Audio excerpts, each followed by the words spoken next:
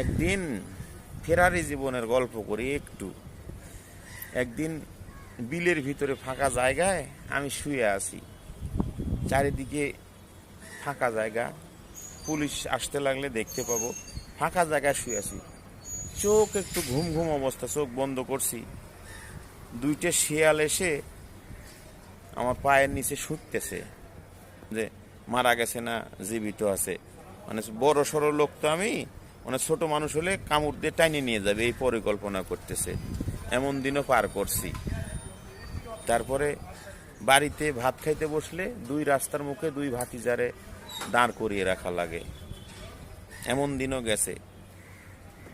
পুলিশে অ্যারেস্ট করছে, অ্যারেস্ট করার অবস্থায় আওয়ামী লীগের ছেলে এই মাথায় এই জায়গায় বাড়ি দিছে। মাথায় কিন্তু আমার 37টি সিলেই আছে।